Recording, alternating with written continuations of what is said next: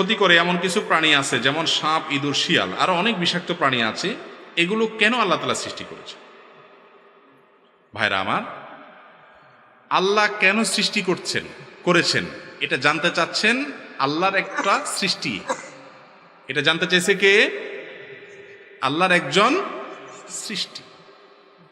আচ্ছা ভাই, একজন সাধারণ কর্মচারী, পিয়ন, তার মালিক অনেক বড় ব্যবসায়ী ধরেন।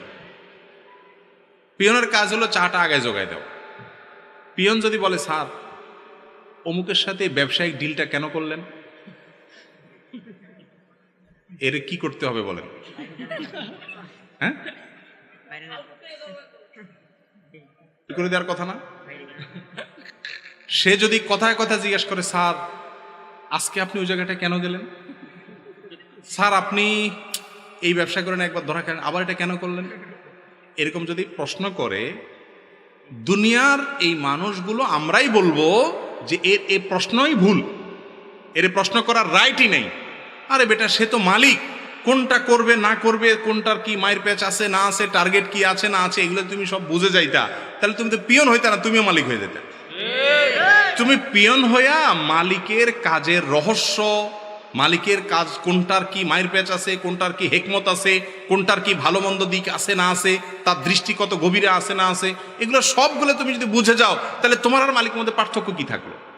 ঠিক না ভাই? ঠিক। অথচ ওই কর্মচারী এবং মালিক তারা দুইজনেই আল্লাহর সৃষ্টি, দুইজনেই মানুষ, দুইজনেই হাত পা আলা। ঠিক না ভাই? ঠিক।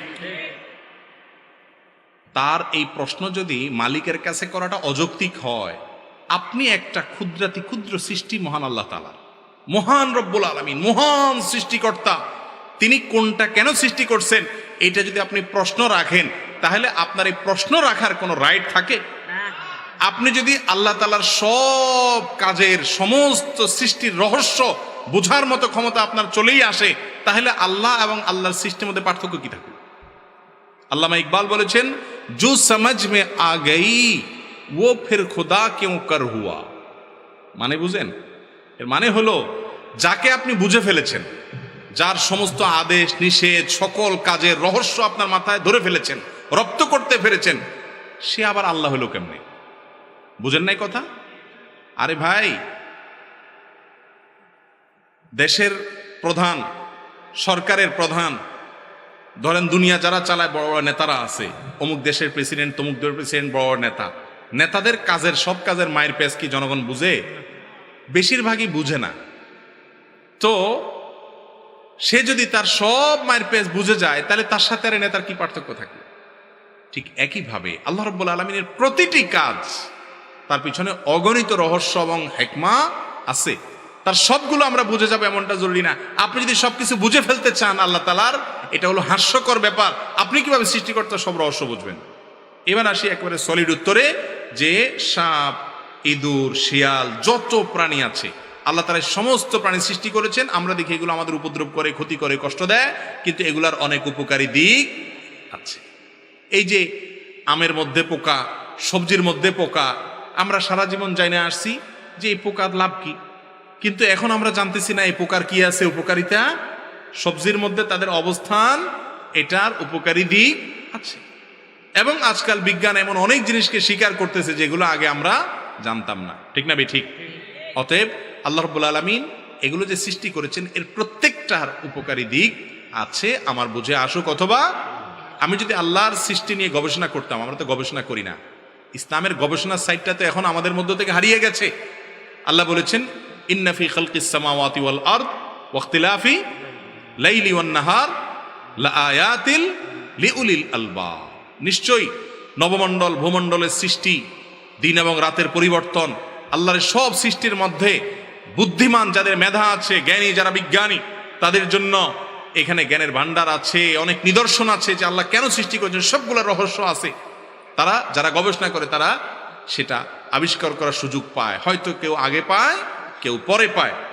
এবং এগুলোর গবেষণা করার পর একটা সময় কিন্তু ইমানদার বলতে বাধ্য হয়, স্বীকার করতে বাধ্য হয়, সুবহানাকা রব্বানা মা খালাকতা হাদা বাতিলা। হে আল্লাহ, আপনার পবিত্র বর্ণনা করছি, আপনি এর কোনোটি অন্যায়ভাবে, অপ্রয়োজনে সৃষ্টি করেন না। বিধায় আল্লাহর প্রতি সৃষ্টির রহস্য আছে। সব সৃষ্টির রহস্য আমরা এখন বুঝবো না। 500 বছর আগের মানুষ অনেক কিছু বুঝে না, আমরা এখন বুঝতেছি, ঠিক না ভাই? ঠিক। মানুষের সমস্ত কথা, সমস্ত কাজের রেকর্ড হবে, এগুলো কিয়ামতের ময়দানে দেখানো হবে। নবী করিম সাল্লাল্লাহু আলাইহি সাল্লামকে দেখানো হবে আলমে বরজাখের মধ্যে। এরকম অনেক হাদিস আছে। আজ থেকে 1000 বছর, 500 বছর, 700 বছর আগের মানুষ এই হাদিসগুলোর অর্থ বুঝে না। কিভাবে আবার মানুষকে দেখানো হবে? কিভাবে আবার কাজ সংরক্ষণ হবে? কিভাবে আবার রেকর্ড দেখানো হবে? কিভাবে আবার আমল মাপা হবে? এখন জ্বরও মাপা হয় কি হয় না? পাল্লা উঠানো যায়? জ্বর পাল্লা উঠানো যায়? বাটখারা ইয়াতে কোনো ধামাতে ভরা যায়, কিন্তু মাপা যায় কি যায় না? আমল যে মাপা যাবে, এটা 500 বছর আগের মানুষ বুঝে নাই। আজকার যুগে এসে এরকম অশরীরী জিনিসগুলো যে মাপা যায়, সেটা বোঝা যাচ্ছে কি যাচ্ছে না? কিয়ামতের আগে অনেক কিছু বুঝে আসবে। ইমানদার সে আল্লাহ তাআলা সমস্ত কিছুর প্রতি ঈমান আনবে, এর নাম হলো ইমানদার। আল্লাহ আমাদেরকে বোঝার তৌফিক দান করুন। নামাজের মাধ্যমে অনেক সময় হাত বাঁধা থাকে, হাত বাঁধা থেকে সরিয়ে গায়ের অন্য জায়গায় চুলকানি বা হাত লাগলে নামাজ হবে কিনা, উত্তরটা বুঝিয়ে বলবেন। খুব দরকারি প্রশ্ন। আপনি নামাজের মধ্যে হাত বাঁধা আছেন, এখন ধরেন আপনার শরীরে কোনো এক জায়গায় চুলকানি লাগছে অথবা একটা মশা বসছে, আপনি কি করবেন? হাত ছাড়বেন না ধরে রাখবেন? সন্দেহের মধ্যে পড়ে গেছেন। এই পরিস্থিতি আপনাদের জীবনে আসে না? তো কি করেন আপনারা? চিন্তা করছে কোনটা বলে ধরা খায় আবার। আচ্ছা থাক, দরকার নাই ধরা খাওয়ার, আমার থেকে শুনেন। আপনার যদি হাত বাঁধা অবস্থায় ধরেন মশা কামড় দিল বা খুব চুলকানি হয়েছে, তাহলে সেক্ষেত্রে আপনি হাত দিয়ে আস্তে করে মশা দৌড়ে দিতে পারেন, অথবা হালকা চুলকানি লাগলে চুলকায়া আপনার চুলকানির যে কষ্ট সেটা মিটায়া আবার আপনি হাত বাঁধতে পারেন, এতে কোনো অসুবিধা হবে না। আমরা মনে করি যে না, এই হাত বাঁধলে নামাজ মনে ছুটে যাবে। নামাজের মধ্যে হাত বাঁধা কি ফরজ না ওয়াজিব? হাত বাঁধাটা কি ফরজ না ওয়াজিব? সবাই ওয়াজিব বলতেছেন, আপনারা ওয়াজিব মনে করেন। নামাজের এই কমন মাসালাটা আমরা অনেকে জানি না। হাত বাঁধাটা সুন্নাত। হাত যদি নাও বাঁধেন তাও কি হয়ে যাবে?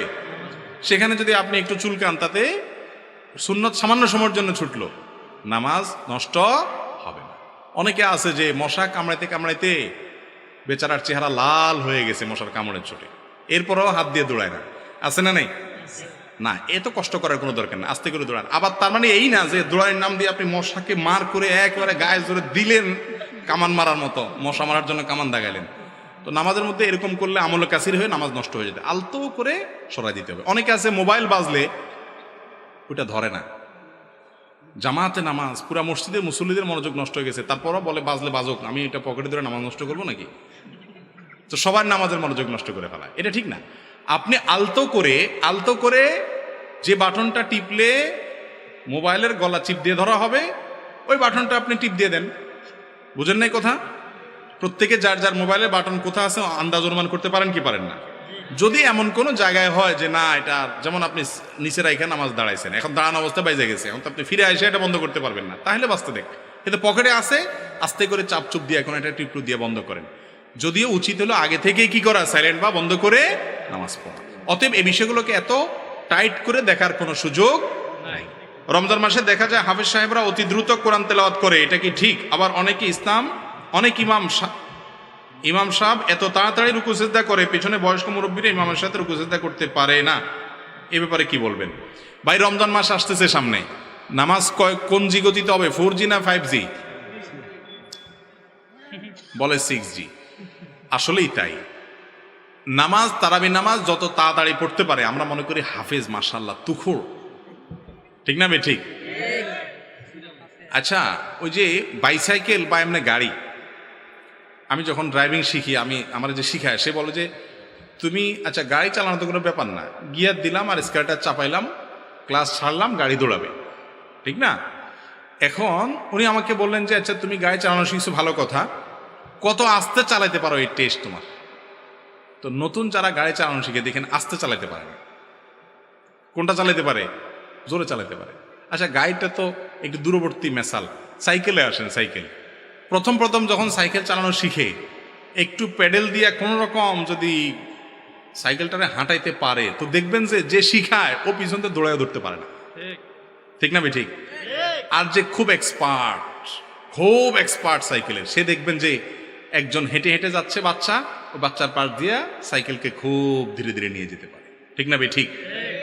তো এইটা যেরকম ঠিক, একইভাবে কোরআনে কারিমের তেলাওয়াত ধীরে ধীরে সুন্দর করে পড়তে পারা, এটা সবাই পারে না, এটা এক্সপার্টরা পারে। আর হুলস্থুল করে তুফান মিল করে পড়া, এটার জন্য তেমন যোগ্যতার প্রয়োজন হয় না। বিশেষ করে তোতা পাখি মার্কা হাফেজ কি পড়ে না পড়ে বুঝে টুঝে না, এরা হুলস্থুল করে পড়াটা অনেক বেশি তাদের জন্য উপযোগী এবং উপকারী মনে করে, তারা ওটাকে সহজ মনে করে। মনে রাখবেন, তারাবির নামাজটার নামই হলো তারাবি, মানে বুঝেন তারবি হাতুনের বহু বছর, মানে কি আরাম করে করে ধীরে ধীরে পড়া। আর আমাদের গোটা জীবনের যত নামাজ আছে এর মধ্যে সবচেয়ে তুফান মিল নামাজই হলো তারাবির নামাজ। এটা ঠিক না ভাই? আপনি তুফান মিল মার্কা খতম তারাবি দেওয়ার চাইতে ধীরে ধীরে পড়েন, কোটা কোরআন খতম না দিলেও ভালো। কথা কি বুঝাতে পারছি? আর রুকু সেজদা, বিশেষ করে তারাবিতে তো হাফেজ সাহেবরা এমন ভাবে রুকু সেজদা, রুকু থেকে উঠে দাঁড়াইতে না দাঁড়াইতে আবার দৌড়, মনে হয় যে কোনো আর্মির ট্রেনিং চলতেছে। মনে রাখবেন, এরকম নামাজ হলে নামাজই হবে না তারাবিতে পড়ার কথা। এক তাজবি পরিমাণ আপনি দাঁড়ান না, নামাজই হবে না। অতএব তাড়াহুড়া করে নামাজ পড়ার অভ্যাস আমাদের ছাড়তে হবে। আমি একটা কথা বলি, তারাবিতে ধীরে ধীরে পড়া, তাড়াহুড়া করে পড়া পার্থক্য কি জানেন? 5 মিনিটে, সর্বোচ্চ 10 মিনিট। 10টা মিনিট বাড়াই দেন, দেখবেন যে পুরো নামাজটা সুন্দর হয়ে গেছে। শয়তান যেভাবে বুঝায়, মনে হয় যে তাড়াহুড়া করে পড়লে জানি কি উল্টে ফেলাবেন, আসলে কিছুই হবে না। 5-10 মিনিটে কি হবে যাবে। আল্লাহ তাআলা আমাদেরকে বুঝার তৌফিক দান করুন। নামাজের মধ্যে অজান্তে যদি কোনো দোয়া ভুল হয় তাহলে কি নামাজ হবে, বুঝিয়ে বলুন। নামাজের মধ্যে যদি কোনো দোয়া ভুল হয়, দেখতে হবে কি ধরনের দোয়া। যদি আপনার সাধারণত যে রুকুর তাসবিহ আছে, সিজদার তাসবিহ আছে, দোয়া মাসুরা আছে, এই জাতীয় কোনো দোয়াতে যদি ভুল হয়, তাহলে সেক্ষেত্রে ফোকাহে আহনাফ এবং অন্যান্য ফোকাহাদের মত, যেটা আমার কাছে যেটা অধিকতর শক্তিশালী, সেই মত অনুযায়ী এই তাসবিহগুলো বা এই দোয়াগুলো ফরজ ওয়াজিব না। যার কারণে এগুলোতে ভুল হলেও নামাজ হয়ে যাবে। আর যদি ধরেন আপনার কথার কথা আত্মায়াতু সঠিক মতো হয় নাই, সূরা ফাতিহা ঠিক মতো হয় নাই, ভুল হয়েছে, তাহলে সেক্ষেত্রে ওটা আবার পড়বেন, সঠিক করে পড়বেন। আর যদি বড় ভুল হয়ে যায়, ওইভাবে নামাজ শেষ করেন, তাহলে ওই নামাজ হবে না, কারণ এটা পড়া কি ফরজ বা ওয়াজিব। বাংলা নাটক দেখলে গুনাহ হবে কিনা, এটা কোনো প্রশ্ন হলো ভাই? বাংলা নাটক দেখলে গুনাহ হবে মানে আপনার সন্দেহ হচ্ছে যে, দেখেন কোন লেভেলে গেছে মানুষ, মনে করে হিন্দি ইংরেজি দেখলে না গুনাহ হবে, বাংলা দেখলে কি আর গুনাহ হবে? দেখুন ভাই, হাসার জিনিস না। আমাদের কাছে অনেক এমন এমন প্রশ্ন আসে, যে প্রশ্নগুলো দূর থেকে মানুষ মনে করে এটা কেউ করে, আসলে লোকটা ওটা জানা দরকার, অতটুকু উনি জানেন না, হয়তো হতে পারে। দেখেন, নাটক সিনেমা দেখার সাথে হালাল হারামের সম্পর্ক হলো দৃশ্যের সাথে সম্পর্ক, এটার সাথে ভাষার সম্পর্ক। আরবিতে নাটক দেখলে সওয়াব হবে, বুঝেন নাই কথা?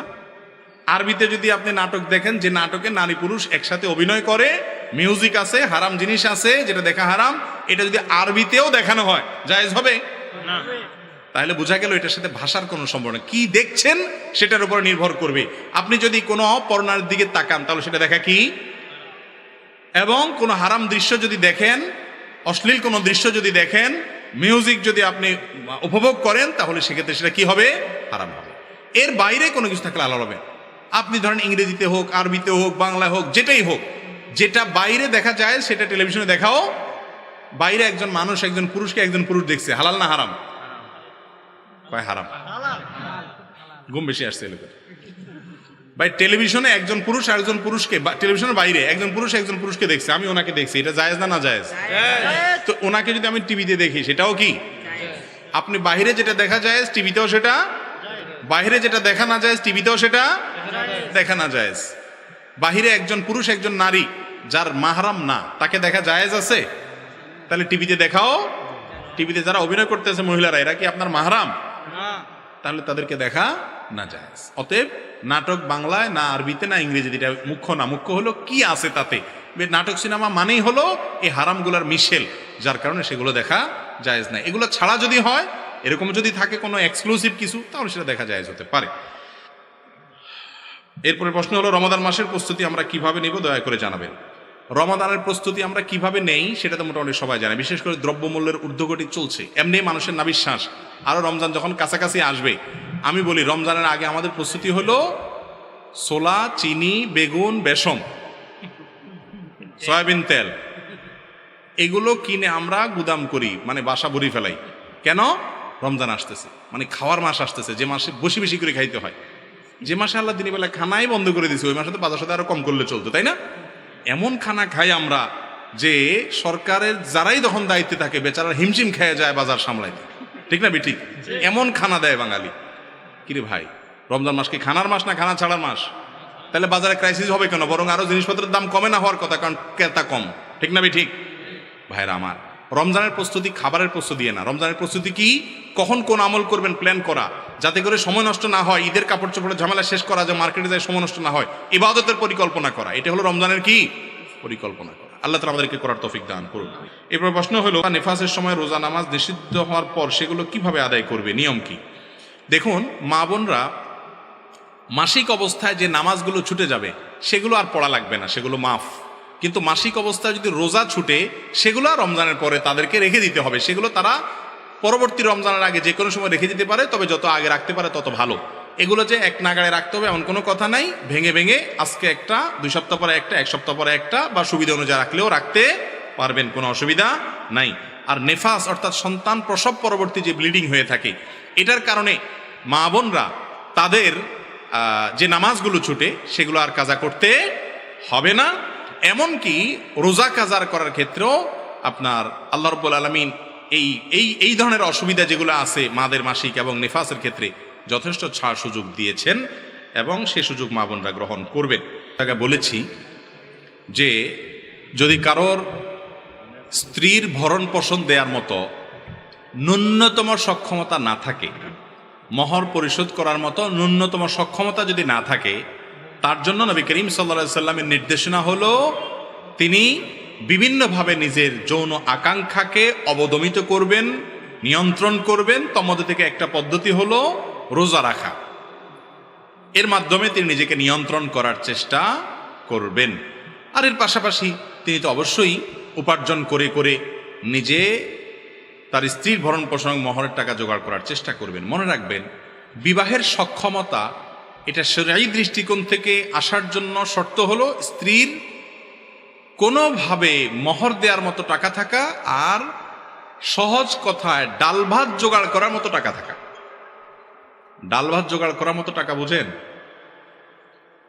আমরা আজকাল অনেকে মনে করি যে বিয়ে করতে হবে মানে হলো বিরাট টাকা পয়সার মালিক হইতে হবে, অনেক টাকা পয়সা থাকতে হবে, আলিশান একটা বাড়ি করতে হবে, বড় একটা চাকরি থাকতে হবে, অনেকগুলো পয়সা ব্যাংক ব্যালেন্স থাকতে হবে, ঘরে অনেক কিছু থাকতে হবে।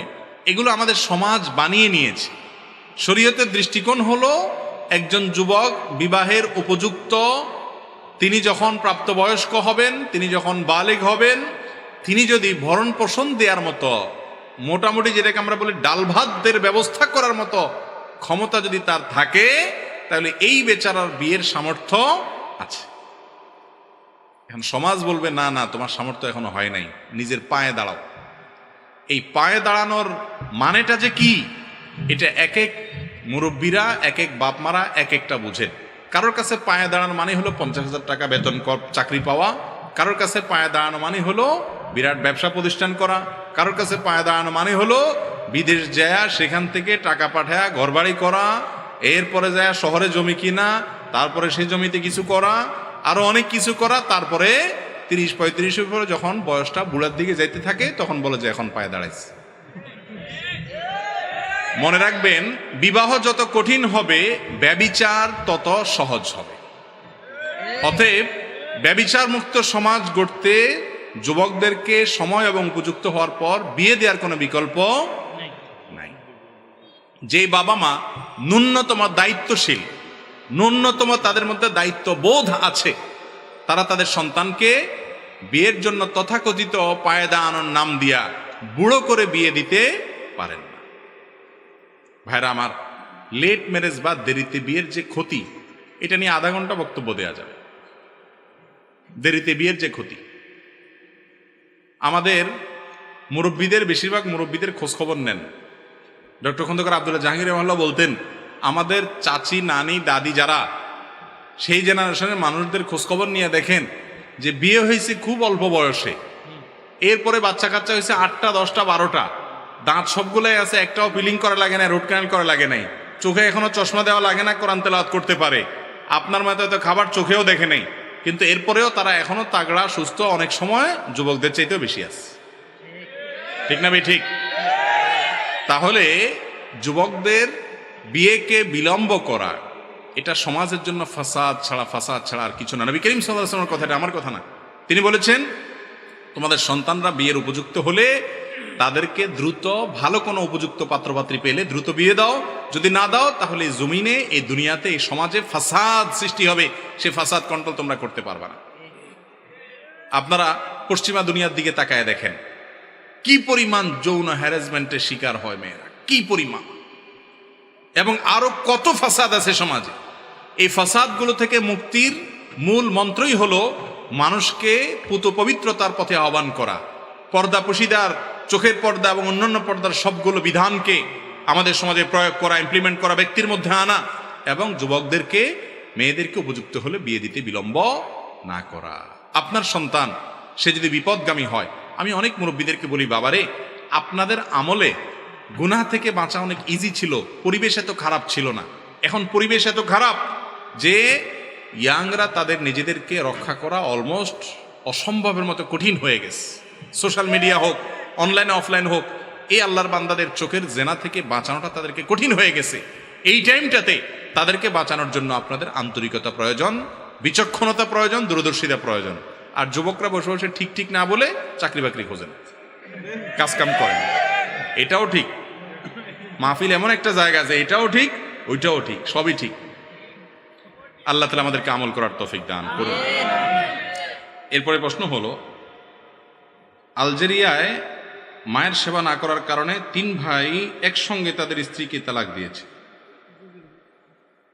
এ ব্যাপারে আপনার বক্তব্য কি? ভাই, এই বিষয়টা নিয়ে সম্ভবত নেট দুনিয়াতে বেশ আলোচনা সমালোচনা হচ্ছে যে কোন একটা আরব কান্ট্রিতে 3 ভাই, তাদের 3 জনের স্ত্রী তাদের মায়ের সেবা করতে অস্বীকৃতি জানিয়েছে যে আমরা সেবা করব না। সেজন্য তারা 3 ভাই মিলে একই সঙ্গে 3 স্ত্রীকে তালাক দিয়ে দিয়েছে, এবং এর কারণে গোটা দুনিয়াতে আলোচনা হচ্ছে। কেউ প্রশংসা করছেন, কেউ সমালোচনা করছেন। আসলে কি বিষয়টা প্রশংসা করার মতো নাকি সমালোচনা করার মতো? আরে ভাই, আমি তো শুনতে চাইনি আপনাদের কাছ থেকে। যাই হোক, আপনারা যত দ্রুত কিছু মানুষ প্রশংসা বলে ফেলছেন, আবার কিছু মানুষের সাথে সমালোচনা করে বলবেন, এটা আমাদের একটা সমস্যা। এটা হলো আজকালকার সাধারণ মানুষের আমাদের কি একটা সমস্যা, আমরা যে কোনো বিষয়ে মন্তব্য করতে দেরি করি না। আরে ভাই, সে আলজেরিয়ার ঘটনা বা যে দেশেরই হোক ঘটনা, সেখানকার ঘটনা কি ঘটেছে, এই 3 মহিলা তারা সেবা করতে অস্বীকৃতি জানিয়েছে, শুধু কথা এটুকু না, তাদের আচার আচরণ কি তারা করেছে না করেছে, আর তাদের দোষ কতটুকু, এই ভাইয়েরা কতটুকু সেটাকে নিয়েছে, এখানে কি ভাইদের বাড়াবাড়ি সীমা লঙ্ঘন নাকি তাদের কোনো ত্রুটি, মূল বিষয় কি সেটা পরিপূর্ণভাবে না জেনে এই ঘটনার উপরে মন্তব্য করা, তাদের কার ভুল কার ত্রুটি এটা বের করা, এটা অত্যন্ত কঠিন একটা কাজ। ফেসবুক আর সোশ্যাল মিডিয়ার এই যুগে আজকাল কোনো কিছু পাইলেই হইল, একটা মন্তব্য না দিলে কি আর হয়? আমরা একটা মন্তব্য দিয়ে দিই, ঠিক না? ঠিক। আহা, যদি এই মন্তব্যের ওজন বুঝতাম। আমি এই ঘটনার কথা বলছি না, যেই কোনো ইস্যুতে মন্তব্য করাটা আমাদের সবচাইতে সহজ কাজ হয়ে গেছে আজকাল। অথচ তাহসাবুনাহু হাইয়িনা ওয়া হুয়া ইনদাল্লাহি আযীম, বিশেষ করে কোনো মানুষের উপরে অভিযোগ আরোপ করার বিষয় যখন আসবে, এই বিষয়টাকে তোমরা খুব হালকা মনে করো, অথচ এটা আল্লাহর কাছে অনেক বড় বিষয়।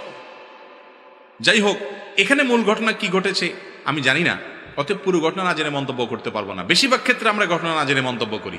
একটা এক্সাম্পল দেই, আমাদের দেশে কোনো রোড অ্যাক্সিডেন্ট হলে, যেই কোনো রোড অ্যাক্সিডেন্ট, সেটা বাস চাপা হোক অথবা ছোট কোনো প্রাইভেট গাড়ি চাপা হোক, রোড অ্যাক্সিডেন্ট হলে বিশেষ করে গাড়ি চাপা যদি কোনো মানুষ মারা যায়, পথচারী মারা গেলেন, কথার কথা, গায়ের নিচে পড়ে কোনো মানুষ মারা গেছে বা মারা যায় না, আহত হয়েছে, এই গাড়িতে যদি কোনো মানুষ চাপা পড়ে, আমাদের দেশের মানুষ এই ঘটনার পর যত মানুষ দেখে জানে শুনে সবাই চোখ বন্ধ করে একটা কমেন্ট করে দেয়, মন্তব্য করে দেয়, সেটা কি? ড্রাইভারের দোষ, ঠিক না? ঠিক। অথচ আমার ব্যক্তিগত অবজারভেশন যে এই জাতীয় ঘটনায় ড্রাইভারের দোষ থাকে, এটা ঠিক। বেশিরভাগ ঘটনায় পথচারীদের দোষ থাকে। একটা গাড়ি, ওই বেচারা ব্রেক দিতে তার সময় লাগে, অনেক সময় হুট করে দৌড় দিলেন, ব্রেক দিয়ে কুলাইলো না, তখনও দোষ আপনি ড্রাইভারের দিয়ে দিলেন। আমরা জেনে না জেনে বুঝে না। হ্যাঁ, এটা ঠিক যে ড্রাইভারদের দোষ হয় হিউজ, অনেক পরিমাণ দোষ হয়, কিন্তু গাড়ির নিচে চাপা পড়লেই চোখ বন্ধ করে ড্রাইভারের দোষ দেওয়া, ড্রাইভারের ধরে উত্তম মধ্যম দেওয়া, এটা তো আমাদের একটা সিস্টেমে পরিণত হয়ে গেছে। ঠিক না বে ঠিক? ভাইরা আমার, এরকম অনেক ক্ষেত্রে আমরা মন্তব্য না জেনে করে থাকি। যাই হোক, যেটা বলছিলাম, মায়ের খেদমত করে না স্ত্রী, মায়ের সেবা করে না, অর্থাৎ স্ত্রী তার শাশুড়ির সেবা করে না, শ্বশুরের সেবা করে না, এই অজুহাতে স্বামী তার স্ত্রীকে তালাক দিবে কিনা, অথবা মা বাপ যদি নির্দেশ করে বউকে তালাক দিয়ে দাও, দিবে কিনা?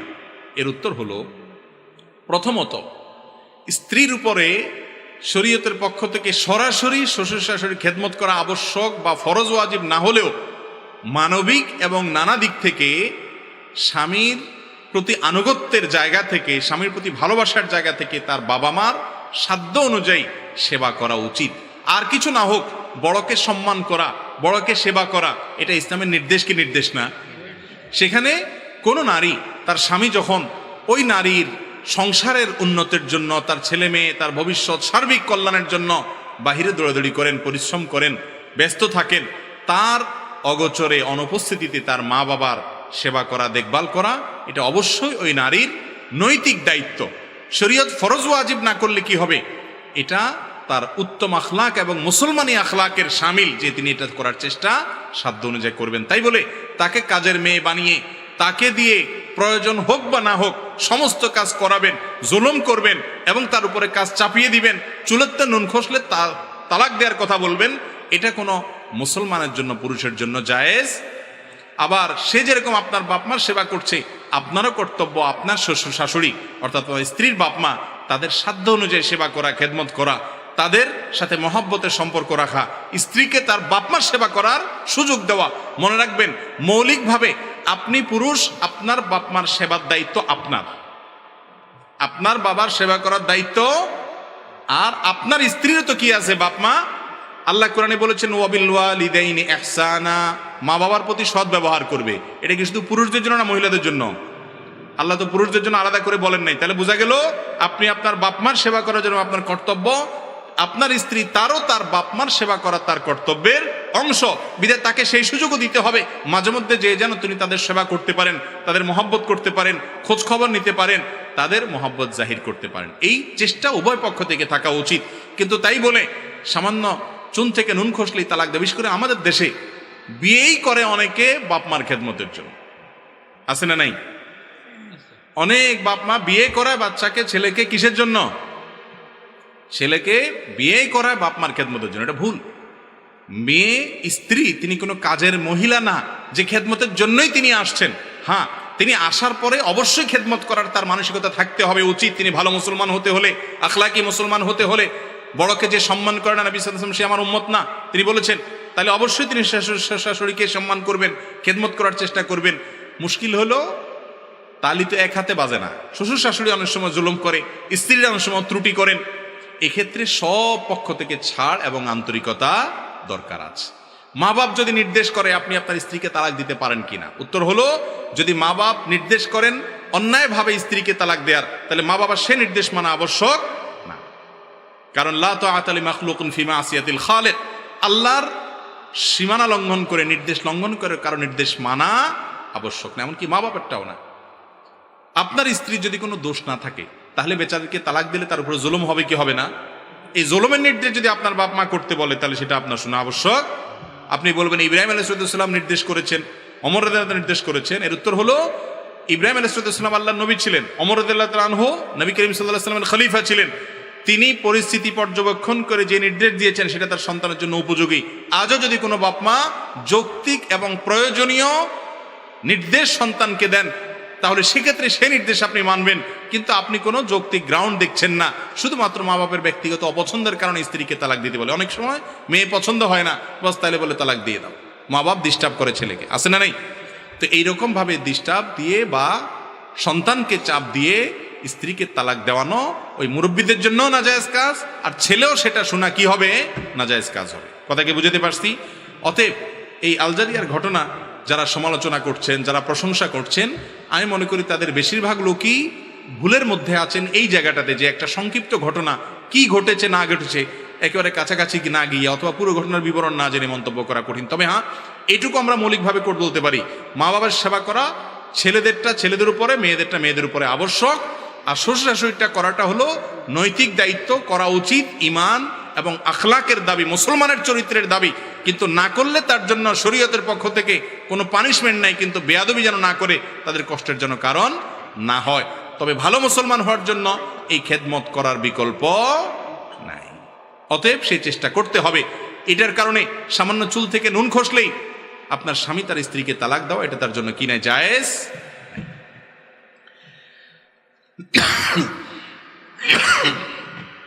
এরপরে প্রশ্ন হলো, স্বামী স্ত্রীর অধিকার নিয়ে কোরআন সুন্নাহর আলোকে বলবেন। স্বামী স্ত্রীর পারস্পরিক অধিকার, এটা অনেক লম্বা চড়া করে বলার সুযোগ নেই, সংক্ষেপে বলি। একজন স্বামী, তার উপর তার স্ত্রীর অধিকার এবং পাওনা হলো তার সাথে সুন্দরভাবে দিনাতিপাত করবেন, তার সাথে ছোট লোকের মতো আচরণ করবেন না, তার সাথে গালমন্দ দিবেন না, তার সাথে ব্যবহার খারাপ করবেন না। আল্লাহ কোরআনে বলেছেন, ওয়াশিরুহুন্না বিল মারুফ, তোমরা তোমাদের স্ত্রীদের সাথে সুন্দরভাবে, যথাযথভাবে, ভালোভাবে বসবাস করো, খারাপভাবে বসবাস করিও না। এজন্য স্ত্রীর প্রথম পাওনা হলো তার সাথে কিভাবে বসবাস করতে হবে, সুন্দরভাবে সংসার করতে হবে, বসবাস করতে হবে। 2 নম্বর, তার জৈবিক চাহিদা পূরণ করতে হবে সাধ্য সামর্থ্য অনুপাতে। নাম্বার 3, তার ভরণ পোষণের ব্যবস্থা করতে হবে। নাম্বার 4, তাকে দ্বীনের উপরে চলতে সহায়তা করবেন, কোনো বাধা দিতে পারবেন না। নাম্বার 5, তাকে তার স্বাধীনতা যতটুকু আছে, আপনি তাকে ভরণ পোষণ দিলেন, বাসায় থাকার ব্যবস্থা করলেন, যাতে স্বাধীনভাবে চলাফেরা করতে পারেন, সেই সুযোগ দিবেন। আর অনেকগুলো অধিকার তার আছে। ঠিক একইভাবে স্ত্রীর কাছেও স্বামীর পাওনা আছে, অধিকার আছে। সে অধিকারগুলো কি? স্বামীর আদেশ নিষেধগুলো যৌক্তিক হলে, অযৌক্তিক না হলে, অন্যায় কোনো নির্দেশ না হলে সেটাকে মেনে চলতে হবে। বিশেষ করে স্বামীর চরিত্রের হেফাজতের জন্য নির্দেশ দিলে সেটা মানা আবশ্যক, অনেক বেশি গুরুত্বপূর্ণ। সেটাকে ডিনাই করার সুযোগ তার নেই যতক্ষণ পর্যন্ত স্বামীর চরিত্র রক্ষার প্রশ্ন হবে। এর পাশাপাশি তিনিও স্বামীকে মহব্বত করবেন, ভালোবাসবেন, অভিভাবক হিসাবে গ্রহণ করবেন এবং শ্রদ্ধা করবেন, এবং স্বামীর অগোচরে তার সন্তান, তার সম্পদ, এগুলোকে আমানত জেনে সেগুলো হেফাজত করবেন। আর অনেক দায়িত্ব আছে। অনেক মুসল্লি নামাজ পড়ে আবার সিগারেটও খায়, এদের নামাজ কবুল হবে কিনা? বেনামাজি কি মুশরিক হয়ে যায়? অনেক লোক বলে, যুবক বয়সে নামাজ রোজার কি দরকার, বড় হয়ে পড়বে, সম্পর্কে কিছু বলেন। ভাই, যুবক বয়সে নামাজ রোজার কি দরকার, বড় হয়ে পড়বেন। আপনি যে বড় হওয়ার সুযোগ পাবেন তার আগে আপনার মৃত্যু আসবে না, তার গ্যারান্টি কি কারোর কাছে আছে? আর আল্লাহ তাআলা কি নামাজটা কি বৃদ্ধদের জন্য বা বৃদ্ধ বয়সে পড়ার জন্য করেছেন না সব সময়ের জন্য? প্রাপ্তবয়স্ক হওয়ার পর থেকে ওয়াবুদ রাব্বাকা হাত্তা ইয়াতিকাল ইয়াকিন, মৃত্যু আসার আগ পর্যন্ত ইবাদত করাটা আবশ্যক। অতএব এটা শয়তানের ধোঁকা, এটা কোনো অবস্থাতে জায়েজ নাই। নামাজ প্রাপ্তবয়স্ক হওয়ার পর থেকে ফরজ করা হয়েছে। আল্লাহ তাআলা আমাদের সবাইকে আমলের তৌফিক দান করুন। আর বেনামাজি এই ব্যক্তি কি অমুসলমান কিনা, এটা নিয়ে অনেক ওলামাদের মত হলো সে অমুসলমান হয়ে যায়। আমরা অনেকে এটা জানি না। অনেক ইমামদের মতে ইচ্ছাকৃত নামাজ ত্যাগ করলে সে মুসলমান থাকে না।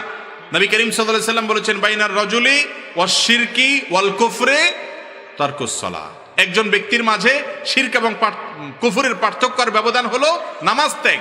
নামাজ ত্যাগ করলে ওমর রাদিয়াল্লাহু আনহু বলেছেন, লা হাজ্জা ফিল ইসলাম লিমান তারাকাস সালাহ, যে ব্যক্তি নামাজ ত্যাগ করে ইসলামে তার কোনো হিস্সা বা অংশ নাই।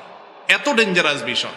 যদিও ইমাম আবু হানিফা রাহিমাহুল্লাহ সহ অনেক ইমামদের মত হলো, নামাজ যদি কেউ ত্যাগ করে আর তার মধ্যে অপরাধ বোধ থাকে যে হারি আমি তো খারাপ কাজ করতেছি, নামাজ পড়া উচিত, তাহলে এই ব্যক্তির নামাজ হয়ে যাবে, এই ব্যক্তির ঈমান থাকবে। আর যদি তার মধ্যে নামাজের ব্যাপারে অবহেলা থাকে এইভাবে যে সে মনে করে নামাজ পড়লে কি হবে না হবে, নাউজুবিল্লাহ, এরকম মনে করলে ওই ব্যক্তি ইসলামে থাকবে না।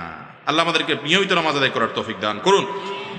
এরপর প্রশ্ন হলো, আমি একজন স্ত্রী, আমার অজান্তে আমার স্বামী আমাকে তালাক দেয়, আমার পরিবারও আমার স্বামীর পরিবার উভয় পক্ষ জানতো বিষয়টা, কিন্তু আমি স্ত্রী জানতাম না। এখন এইটা কি তালাক হয়ে গেছে? যদি হয়ে থাকে তাহলে আমি কিভাবে আবার তার স্ত্রী বলে দাবি করতে পারবো?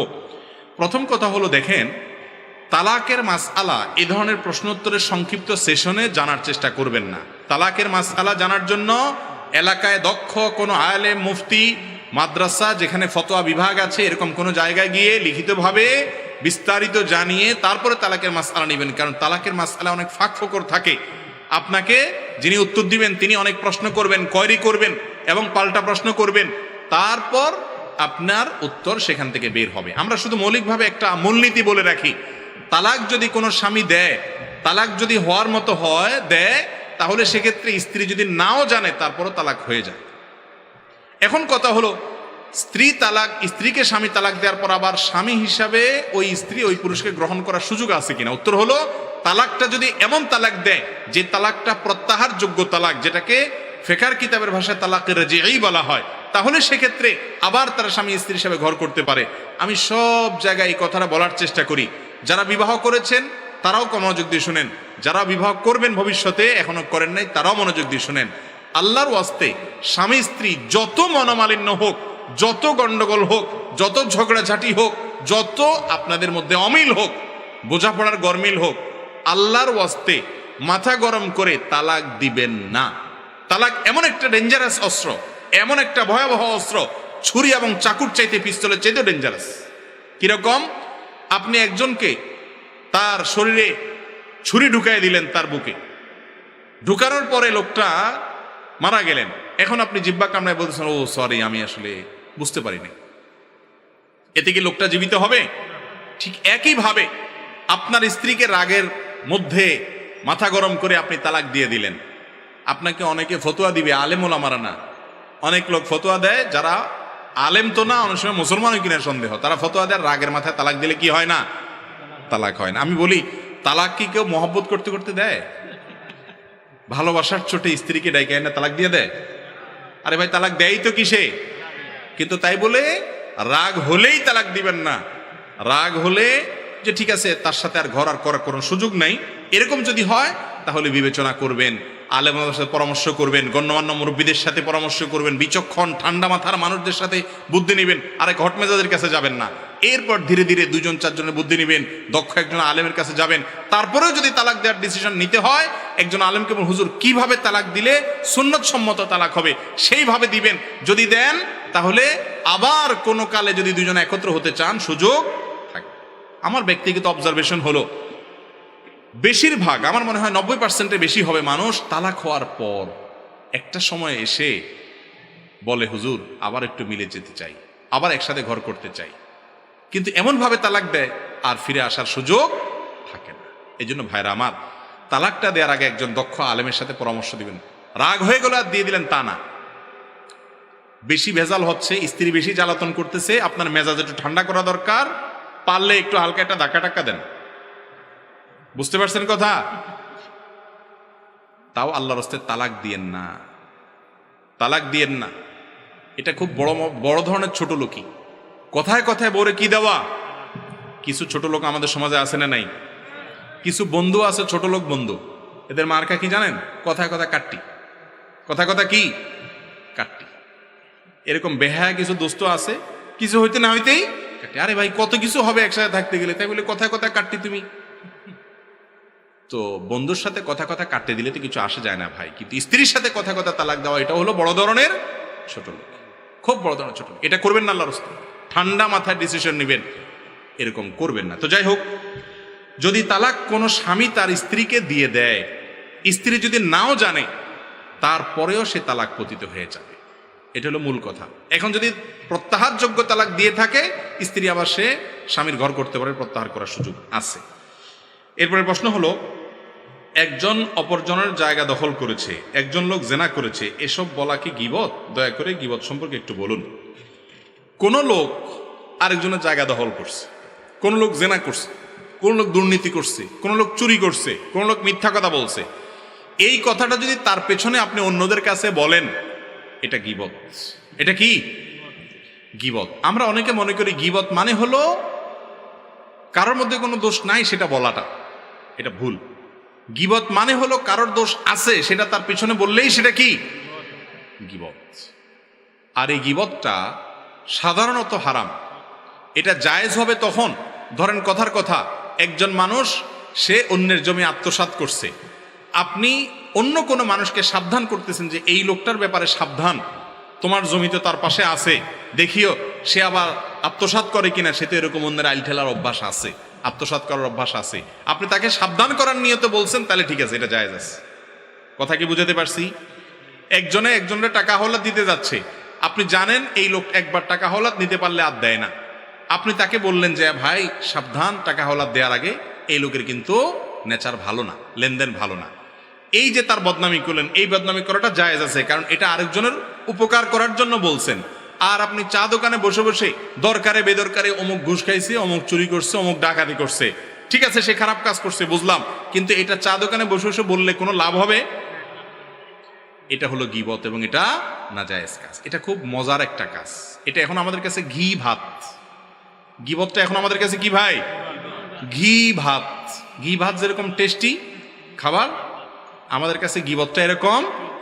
দেখেন আপনি অন্য কোনো আলোচনা এত জমে না। অন্য কাউকে নিয়ে যদি চরিত্র হনন করা যায়, 2-4 জন মিলে রসিয়ে রসিয়ে গল্প করা যায়, তাহলে খুব টেস্ট লাগে। খেয়াল করেন নাই?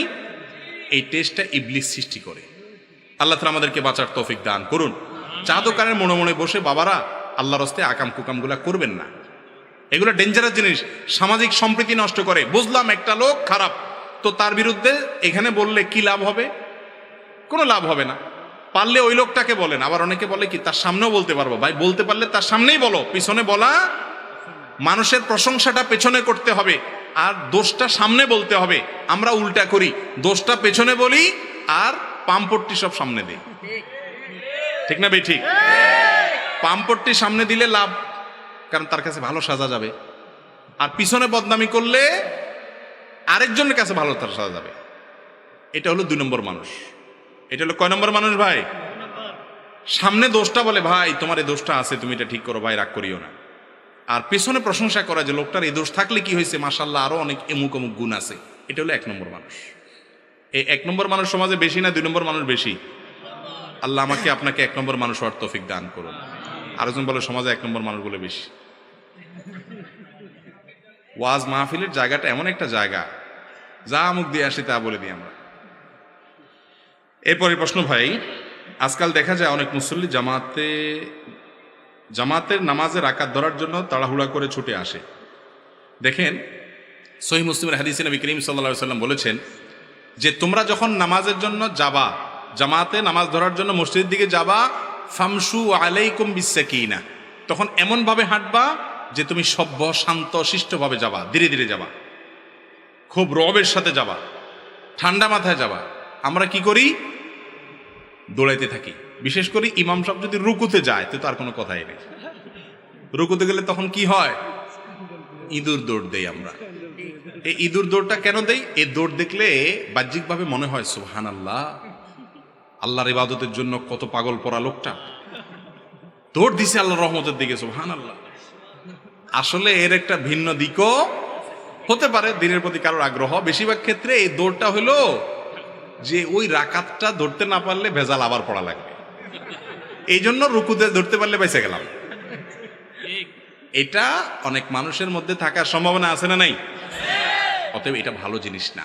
নবী করিম সাল্লাল্লাহু আলাইহি ওয়াসাল্লাম বলেছেন ফামা আদরাকতুম ফাসাল্লু ওয়া মা ফাতাকুম ফাতিম্মু, তুমি আস্তে আস্তে হেঁটে হেঁটে মসজিদে যাও, নামাজের দিকে যাও, এরপরে যে কয় রাকাত পড়বা সেই রাকাত পড়বা, যেগুলো ছুটে যাবে সেগুলো কাজা করবা। কিন্তু তাড়াহুড়া, ভাই তাড়াহুড়া করলে কি সমস্যা? অনেক সমস্যা হতে, একটা হলো অ্যাক্সিডেন্ট করতে পারেন, আপনি পড়ে যেতে পারেন, বিপদ হতে পারে। আরেকটা হলো তাড়াহুড়া করে গিয়ে হাঁপাইতে হাঁপাইতে নামাজে দাঁড়ালে মনোযোগ হবে না। শ্বশুর বাড়ি যাওয়ার সময় কি করুন, কিরকম যান? বিশেষ করে প্রথম প্রথম বিয়ের পর নতুন নতুন যখন যান, কেমনে যান? যেমনে আসেন না আসেন, আশেপাশে সেলুন টেলুন থাকলে যায়া আয়নাতে ভালো করে দেখা সব ফিটপাট আছে কিনা, এরপরে সাহেবের মতো আস্তে আস্তে টনটনায় যান, তাই না? তো এগুলো তো খুব ভালো বুঝেন। আজ পর্যন্ত কোনো জামাই দেখছেন শ্বশুরবাড়িতে আর দৌড়াইতে এসে হাঁপাইতে যায় হাজির হয়েছিলাম, দেখছেন কেউ? তো সেগুলো তো ভালো বুঝেন। সেখানে আচ্ছা শ্বশুরবাড়ি বাদ দেন, আপনার এমপি সাহেবের সাথে আপনি এটা সাক্ষাতের সুযোগ পাইছেন, একটা চান্স পাইছেন একজন মন্ত্রীর সাথে সাক্ষাতের, আপনি আসতে একটু দেরি হয়ে গেছে, এই জন্য দিচ্ছেন দৌড়ায় ডাইরেক্ট যায় হাঁপাইতে সালাম দিচ্ছেন। এভাবে করবেন আপনি? আগে হাঁপানি টাপানি থাকলেও তো সেটা দূর করে তারপর ঢুকবেন, ঠিক না ভাই? ঠিক। তো আহকামুল হাকিমিন আল্লাহ রাব্বুল আলামিনের সামনে দাঁড়াবেন আপনি, সেখানে আপনার কত বেশি দৃঢ়স্থিরতা, সেখানে কত বেশি নম্রতা ভদ্রতার প্রকাশ হয়, সেভাবে হাঁটা উচিত। বিধায় এভাবে তাড়াহুড়া করা উচিত। আমাদের দেশে মানুষ মরার পর লাশ কাঁধে করে নেওয়ার সময় কালিমায়ে শাহাদাত পাঠ করে, এর বিধান কি? দেখুন, মৃত মানুষের লাশ কাঁধে করে নেওয়ার সময় সাহাবা একরাম রিদওয়ানুল্লাহি তাআলা আজমাইন তারা খুব গম্ভীরভাবে নীরব থাকতেন এবং চিন্তা ভাবনা করতেন যে আমাকেও এই সময় এরকম এক সময় আমাকেও এরকম কাঁধে করে নিয়ে যাওয়া হবে এবং এভাবে মানুষের জীবনের পরিসমাপ্তি হবে। তারা খুব গুরুগম্ভীরভাবে চিন্তা করতেন, ভাবতেন, ভাবনার জগতে ডুবে পড়তেন, অন্য কিছু করতেন না। লাশ কাঁধে নিয়ে যাওয়ার সময় 40 কদম 10 কদম পর পর আপনার অবস্থান পরিবর্তন করা, খাটের কোণা পরিবর্তন করা, কাঁধ পরিবর্তন করা, তারপরে এই জাতীয় অনেক দোয়া পড়ার কথা আছে। কোনো হাদিস থেকে এরকম কোনো দোয়ার কথা আমাদের জানা নাই, বরং সাহাবীদের ব্যাপারে যেটুকু জানতে পেরেছি তা হলো তারা এই টাইমগুলোতে খুব বেশি নীরব থাকতেন, চুপচাপ থাকতেন, কোনো শোরগোল করতেন না এবং চিন্তা ভাবনা করতেন নিজের জীবনের বাস্তবতা নিয়ে। এরপরে প্রশ্ন হলো, আমাদের দেশে অনেক মসজিদে ফজরের সালাতের পর সূরা হাশরের শেষ 3 আয়াত তেলাওয়াত করা হয়, এর ফজিলত কি? দেখুন, সূরা হাশরের শেষ 3 আয়াত সকাল এবং সন্ধ্যা পাঠ করার কথা বিভিন্ন হাদিসে আছে। সেই হাদিসগুলোর ব্যাপারে মুহাদ্দিসদের অনেকেই আপত্তি তুলেছেন, সেগুলোর সনদ এবং সূত্র বিশুদ্ধ নয়, আবার কেউ কেউ সেটাকে বিশুদ্ধ বলেছেন। কিন্তু আয়াতুল কুরসি পড়ার ব্যাপারে কোনো সন্দেহ সংশয় কারোর, সেটা সকাল সন্ধ্যা তো বটেই, এমনকি 5 ওয়াক্ত নামাজেরও পড়ে। কিন্তু দুঃখজনক যে আয়াতুল কুরসি, যেটার বিশুদ্ধতা নিয়ে কোনো প্রশ্ন নাই কারোর, সেটার ব্যাপারে এমন কোনো আগ্রহ আমাদের মধ্যে নাই, অথচ সেটার আগ্রহ অনেক বেশি থাকা উচিত ছিল। তো আয়াতুল কুরসির পাশাপাশি কেউ যদি সূরা হাশরের শেষ 3 আয়াত পড়ে, তাহলে সে বেদাত করছে বলা যাবে না, কারণ হাদিসে আছে এবং হাদিসের বিশুদ্ধতার সপক্ষেও অনেক মুহাদ্দিসদের যুক্তি আছে। কিন্তু আপনি যদি সনদের শক্তিশালী হওয়ার দিক বলেন, তাহলে আয়াতুল কুরসির চাইতে সন্দেহাতীতভাবে অনেক বেশি শক্তিশালী সূত্রে বিশুদ্ধভাবে প্রমাণিত আপনার সূরা হাশরের শেষ 3 আয়াতের চাইতে কোনটা? আয়াতুল কুরসি। কিন্তু আয়াতুল কুরসি পড়ার তেমন কোনো তোড়জোড় নাই, এটা আমাদের অভ্যাস গড়ে তোলা উচিত। আর ইমাম সাহেবরা সূরা হাশরের শেষ 3 আয়াত পড়ে মুসল্লিদেরকে নিয়ে পড়ায় সারা জীবন, 10 বছর 15 বছর 20 বছর ইমাম সাহেব একজন যে আরেকজন আসে, একই কাজ চলতে থাকে। আমি অনেক সময় জিজ্ঞেস করি, যদি এটা সাবেত হয় তাহলে সে সাবেত হয়তো নিজে নিজে পড়াটা ইমাম সাহেব কেন পড়াই দেন? নবী করিম সাল্লাল্লাহু আলাইহি ওয়াসাল্লাম তো সাহাবীদেরকে পড়াই দেন না, আপনি কেন পড়াই দেন? আমল তো হবে নবী সাল্লাল্লাহু আলাইহি ওয়াসাল্লামের নিয়ম অনুযায়ী। তো বলে যে শেখানোর জন্য পড়াই, তো শেখানো কয় বছর ধরে শেখান? এটা কোনো যুক্তি আছে? অতএব ইমাম সাহেবরা সুন্নাহ সম্মত বিষয়গুলো মুসল্লিদেরকে তালকিন করাবেন এবং মুখস্থ করতে উদ্বুদ্ধ করবেন, সারা জীবন মুখে মুখে ধরে ধরে একটা পড়ে দিবেন, এটা সঠিক না। আমাদের দেশে অনেক বড় বড় ওয়াজ মাহফিলে বক্তারা ঐক্য হওয়ার কথা বলে, কিন্তু বাস্তবে বড় বড় আলেমদেরকে এক হতে দেখি না। এ বিষয়ে আপনি কি বলেন? ভাই দেখেন, এ বিষয়ে আমরা এর আগে অনেকবার বলেছি, ঐক্য যদি মনে করেন যে সব হুজুর একমতে আসা যাবে, এটা কিয়ামত পর্যন্ত সম্ভব? যতজন তত মত, মানুষের সবার মত এক হয়ে যাবে, এটা সম্ভব না, আর এটা প্রয়োজনও নেই। ডক্টর খন্দকার আব্দুল্লাহ জাহাঙ্গীর রাহিমাহুল্লাহ বলতেন, ইত্তেহাদ মাআল ইখতিলাফ, বৈচিত্র্যপূর্ণ ঐক্য, বৈচিত্র্যময় ঐক্য। তার মানে আপনার একমত হবে, আমার আর একমত হবে, তারপরেও মৌলিক বিষয় আমরা এক, সেদিক থেকে আমরা কি থাকবো? এক থাকবো। অনেক বিষয়ে মানুষের ভিন্ন মত থাকা সত্ত্বেও ঐক্যমতে আসতে পারে কি পারে না মৌলিক বিষয়ের উপরে, সেই চেষ্টাটা থাকতে হবে। আমি তো বলি যে ঐক্য সে অর্থে, যে অর্থে আপনারা মনে করেন সবাই এক কাতারে চলে আসা, ওইটা যতটা দরকার তার চেয়ে বেশি দরকার হলো পরমত সহিষ্ণুতা, অন্যকে ধৈর্য করা, অন্যকে সহ্য করার মানসিকতা থাকা। অতএব সেটা আমাদের মধ্যে আনতে হবে। আলেমরা বটে, অনুসারীরাও আমরা কম যাই না, এক হুজুরের ভক্ত আরেক হুজুরের বিরুদ্ধে লাগে, আছে না নেই? ফেসবুকে জেহাদ করে এক হুজুরের পক্ষ হইয়া আরেক হুজুরের বিরুদ্ধে। আমি তো বলি, কাউকে কটূক্তি করা, কাউকে গালমন্দ করা, কাউকে আক্রমণ করা, কাউকে বাজে ট্যাগ লাগানো, অমুকের দালাল টাল ইত্যাদি বলা, এই কাজগুলো করাটাকে যদি আপনি ইসলামের খেদমত মনে করেন, সেটা ফেসবুকে করেন বা অন্য যেখানেই করেন, যদি এই কাজগুলোকে আপনি ইসলামের খেদমত মনে করেন, তাহলে আপনার ইসলামের শিক্ষক পরিবর্তন করা উচিত।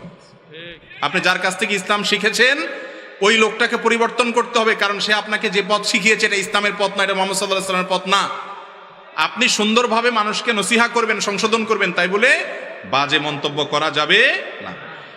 আমি অনার্স 2য় বর্ষের একজন ছাত্রী, আমি বোরকা পরে কলেজ যাওয়ার চেষ্টা করি। প্রশ্ন হচ্ছে, পর্দা করার ক্ষেত্রে মহিলাদের মুখ ঢাকা জরুরি কিনা? জি, অবশ্যই পর্দা করার ক্ষেত্রে মহিলাদের মুখ ঢাকবেন। এটা নিয়ে অনেক উলামাদের বা অনেকের দ্বিমত আছে, কিন্তু বিশুদ্ধ মত হলো মুখ ঢাকাটা পর্দার অংশ। কারণ আল্লাহ তাআলা কোরআনে বলছেন, ওয়ালা ইউবদিনা যিনাতাহুন্না ইল্লা মা যাহারা মিনহা, মহিলারা তাদের সৌন্দর্যকে প্রকাশ করবে না, যেটা প্রকাশ থাকে এমনিতে প্রকাশ, ঢাকার পরেও যেটা বাইরে থেকে দেখা যায় এটা কথা ভিন্ন, কিন্তু সৌন্দর্য প্রকাশ করবে না। আর নারী হোক আর পুরুষ হোক, সৌন্দর্যের রাজধানী হলো চেহারা, ঠিক না ভাই? ঠিক। তো চেহারায় যদি খোলা থাকে, তাহলে আল্লাহ তাআলা সৌন্দর্য ঢাকতে বলছেন, তাহলে পর্দা হলো কেমনে? কথা কি বুঝাতে পারছি? তবে হ্যাঁ, আপনার মুখ নেকাব দিয়ে না বেঁধে কেউ যদি ওড়নাকে লম্বা করে টেনে দেয়, আল্লাহ বলেছেন ইউদনিনা আলাইহিন্না মিন জালাবিবিহিন্না, মহিলারা তাদের মাথার উপরের কাপড়কে টেনে দিবে। এই টেনে দিবে কেন? মুখ ঢাকতে হবে, সেজন্য তো টেনে দিতে বলছে। অতএব ওইটাকে টেনে নিবেন, টেনে দিয়ে নিচের দিক থেকে খোলা থাকলো, সে অর্থে মুখ খোলা রাখতে পারেন। কিন্তু আজকাল যেটা করা হয় একেবারে টাইট করে এখানে একটা ওড়না পেঁচায় এমন ভাবে যে চেহারা আগে যদি ফুটে না উঠতো, এখন ওড়না পেঁচানোর কারণে আরো বেশি করে ফুটে। এরকম কিছু টেডি ওড়না আছে না নাই? এই টেডি পর্দা কিন্তু শরীয়তের পর্দা না। আল্লাহ আমাদের ভাই বোনদেরকে, মা বোনদেরকে সবাইকে বোঝার তৌফিক দান করুন। যে সমস্ত পুরুষরা তাদের মা বোনকে পর্দা ছাড়া বাহিরে নেন, অন্য পুরুষরা তাদেরকে দেখে কি চিন্তা করে? আপনি অন্য মহিলাদেরকে দেখে যে চিন্তা করেন, বুঝেন নাই কথা? আপনি কি চিন্তা করেন নিজেরটা তো নিজে জানেন। এবার বুঝেন আপনার বউ, আপনার মেয়ে, আপনার বোন, আপনার মা বাহিরে গেলে মানুষ কি চিন্তা করে। এরপর আপনার বিবেককে জিজ্ঞাসা করেন যে তাদেরকে বেপর্দা চলতে দেয়া আপনার রুচির কত নিচু তার প্রমাণ করে, ঠিক না ঠিক? আরে মুসলিম নারীর পর্দা এটা তার সম্ভ্রান্তের লক্ষণ, এটা তার সম্ভ্রান্ত হওয়ার লক্ষণ, এটা তার আত্মসম্মানের ব্যাপার যে আমাকে নিয়ে যে কেউ বাজে চিন্তা করতে পারবে না। একজন মেয়েকে দেখে যদি বাজে একটা মন্তব্য কেউ করে তার কাছে ভালো লাগবে? তো তাকে দেখে মনে মনে বাজে কল্পনা করে কি করে না? কেউ যদি বলে না আমার এরকম কিছু হয় না, তাহলে এই লোক হয় অসুস্থ না মৃত্যু? হয় তার রোগ আছে, ডাক্তার দেখাইতে হবে, আর না হইলে মিথ্যাবাদী। বিধায় পর্দার বিধান আমাদেরকে মেনে চলতে হবে। আল্লাহ বুঝার তৌফিক দান করুন। তবে হ্যাঁ, কেউ যদি কোনো জায়গাতে মুখ ঢাকতে না পারেন তো অন্তত ওড়না দিবেন যতটুকু সম্ভব। ফাত্তাকুল্লাহ মাস্তাতা'তুম, যতটুকু সাধ্য করে আল্লাহকে ভয় করবেন এবং চেষ্টা করবেন আস্তে আস্তে মূল পর্দায় যাওয়া। অনেক ভাই আছে বোনের হক দিতে চায় না, এই ব্যাপারে কিছু বলেন। দেখুন, দুনিয়ার বেশিরভাগ ভাইয়েরা আল্লাহর আদালতে কিয়ামতের দিন ধরা খেয়ে যাবেন শুধুমাত্র বোনদের হকের জন্য। অনেক আলেম ওলামা আছেন, ইমাম সাহেব হুজুরও আছেন, বা অন্য মানুষ তো বটেই, অনেক গাজী সাহেবও আছেন, এই জায়গায় এসে ধরা খেয়ে যায়, বোনদের হক দেয় না। ভাইরা আমার, বোনদের হক দেওয়াটা কি সুন্নত না ফরজ? আপনার বাবা মারা গেছেন, সম্পদে তাদের হক আছে না নাই? আপনার মা মারা গেছেন, সম্পদে তাদের হক আছে না নাই? আপনি যদি না দেন তাতে কি সওয়াব কম হবে না গুনাহ হবে? কিরকম গুনাহ হবে? চুরি করলে যেরকম গুনাহ হয়, ডাকাতি করলে যেরকম গুনাহ হয়, ওই রকম গুনাহ হবে, কারণ আপনি সম্পদ আত্মসাৎ করেছেন। বরং অন্যের সম্পদ চুরি ডাকাতি করা যেরকম অপরাধ, নিজের মায়ের পেটের বোন, রক্তের সম্পর্ক, আত্মীয়, তার হক নষ্ট করা তার চাইতে ডেঞ্জারাস অপরাধ। ঠিক তো বলতেছেন? এখানে যারা মুরব্বীরা আছেন বা ভাইরা আছেন, বাপ মা মারা গেছেন, বোনকে পুরোপুরি হক বুঝাই দিচ্ছেন, এরকম কিছু মায়ের পুত বাপের পুত থাকলে হাত তোলেন তো দেখি। আল্লাহর এরকম বান্দা দেখান তো দেখি যে হিসাব করে পুরোটা দিয়ে দিচ্ছেন সব। দু চারটা হাত উঠছে। ভাইরে, কেন বলতেছি আমি বলি, বেশিরভাগ ক্ষেত্রে আমরা মাসালা ঘুরায় গাড়ায় খেয়ে ফেলাই। বুঝতে পারছেন? বলে যে আসলে বোনদের অনেক আছে, ওদেরকে ডাকছেন, ওদেরকে ডাকেন, ডাইকে একটা সিন ক্রিয়েট করেন। সিন ক্রিয়েট করা বুঝেন? তাদেরকে ডাইকা বসায় বলতেছেন, দেখো তোমাদেরকে তো আল্লাহ অনেক দিছে, এখন দেখো তোমাদের তো পাওনা আছে শরীয়ত অনুযায়ী, এখন তোমরা তো না নিলেও পারো, তোমার তো আশাও লাগে এখানে। এসব ওয়াজ নসিহত করে এমন একটা পরিবেশ সৃষ্টি করেন, ওই বেচারি মেয়ে নেওয়ার কথা মুখ দিয়ে নিতে পারে না, কয় না থাক তাহলে থাক। আপনি মনে করেন মাশাআল্লাহ হালাল হয়ে গেছে, আলহামদুলিল্লাহ। খবরদার, এগুলো সব হারাম, জায়েজ নাই। মেয়েরা চায় না, লজ্জায় পড়ে, শরমে পড়ে যে বাপের বিড়ে আবার আশা লাগবে। আপনি ভাই যদি মানুষ হয়ে থাকেন, মুসলমান হয়ে থাকেন, তারটা তারে বুঝাই দিবেন, কোনো কাহিনী নেই। এরপরে বোন হিসাবে সারা জীবনই আপনার বাড়িতে আসার তার অধিকার আছে, সেটা করতে হবে। আল্লাহ আমাদের বোঝার তৌফিক দান করুন। আমাদের দেশে মদের বৈধতা দেওয়া হচ্ছে, এ ব্যাপারে কিছু বলুন। এ ব্যাপারে আমরা এর আগেও বলেছি, এখনো বলছি। দেখুন, 21 বছরের বেশি বয়স হলে যে কেউ, ঢাকা শহর তো বটেই, অন্যান্য শহরগুলোতেও লাইসেন্সধারী মদের দোকানে গিয়ে মদ পান করতে পারবে। এই আইন যেটা পাশ হতে যাচ্ছে সম্ভবত, পত্রপত্রিকা দেখেছি আমি, তো এই আইন যদি হয় তাহলে এই দেশে তরুণ সমাজ যতটুকু নষ্ট আছে, এই নষ্ট হওয়াটার ধারা আরো কয়েক গুণ বেড়ে যাবে। দেখুন, এমনি তারুণ্যের এই বয়সটাকে কন্ট্রোল করতে পারা কঠিন হয়। তরুণরা তাদের এই যৌবনের চরিত্রটাকে ধরে রাখাটা কি হয়? কঠিন হয়। সেখানে এই সমস্ত বিষয়গুলো তরুণদেরকে আরো নষ্ট করে দিবে। এই জন্য আমরা উদাত্ত আহ্বান জানাবো আইন প্রণয়নকারী ভাইদের প্রতি, বোনদের প্রতি, আল্লাহর ওয়াস্তে আল্লাহকে ভয় করুন। আমাদের সমাজটা এখনো ভালো আছে। অযথা অকারণে তরুণদেরকে মাদক নিয়ন্ত্রণের নামে মাদক ছড়িয়ে দিবেন না, বিষ হাতে তুলে দিবেন না। ঘরে ঘরে অশান্তি, জনে জনে অশান্তি, যুবকদের অনেকে নষ্ট হয়ে যাচ্ছে। এদেরকে আর বাকি নষ্ট হওয়ার পথ দেখাবেন না। আল্লাহর ওয়াস্তে এই জায়গা থেকে সরে আসেন। এই আইন এর সপক্ষে এদেশের মানুষের 90% মানুষ, আমি মনে করি এই আইনের বিরুদ্ধে। ঠিক না ঠিক? প্রত্যেকটা জেলা জেলা প্রত্যেকটা অঞ্চলে মদের বার খুলুক, আপনারা চান? কার প্রয়োজনে দরকার? জেলা জেলায় মদের বার কিসের প্রয়োজনে দরকার? মাদক নিয়ন্ত্রণ নয়, মাদক নির্মূল করতে হবে। মাদক সমাজকে সুস্থ স্বাভাবিক করে না অসুস্থ করে? কেন 21 বছর বয়স হলে তাকে মদের সুযোগ কেন দিতে হবে? এমনিতে তো নিয়ন্ত্রণ করা যাচ্ছে না। আল্লাহ তাআলা আমাদের আইন প্রণয়নকারীদের, আমাদের দায়িত্বশীলদের যেন বোধোদয় হয় সেই তৌফিক দান করুন, এবং এই জায়গা থেকে যেন সরকার এবং সরকারের যারা নির্ধারক আছেন তারা সরে আছেন। আমরা উদাত্ত আহ্বান জানাবো। আমি মনে করি এই আহ্বানটা আমার একার না, সারা বাংলাদেশের প্রত্যন্ত অঞ্চলের প্রতিটি সুস্থ বিবেক সম্পন্ন মানুষের দাবি এটা। আল্লাহ তাআলা আমাদের সবাইকে বুঝার তৌফিক দান করুন। এরপর প্রশ্ন হলো, আমি তো টাকনুর নিচে কাপড় অহংকার বশত পড়ি না, তাহলে কি আমার গুনাহ হবে? এটা অনেকের প্রশ্ন। টাকনুর নিচে পোশাক পরা হারাম পুরুষের জন্য। কোন পোশাক? যেগুলো উপর দিক থেকে সাধারণত নিচে ঝুলে থাকে সেগুলো, মোজার কথা ভিন্ন। মহিলাদের জন্য আবার হারাম না, পুরুষদের জন্য হারাম। এখন কথা হলো, কোন কোন হাদিসে আসছে যে ব্যক্তি অহংকার বশত লুঙ্গি, পায়জামা, পাঞ্জাবি, চাদর এগুলা ঝুলায় রাখে, তার ওই পায়ের নিচের অংশ জাহান্নামে যাবে, আর নিচের অংশ জাহান্নামে গেলে বাকিটা জান্নাতে যাবে না, অর্থাৎ পুরোটাই জাহান্নামে যাবে।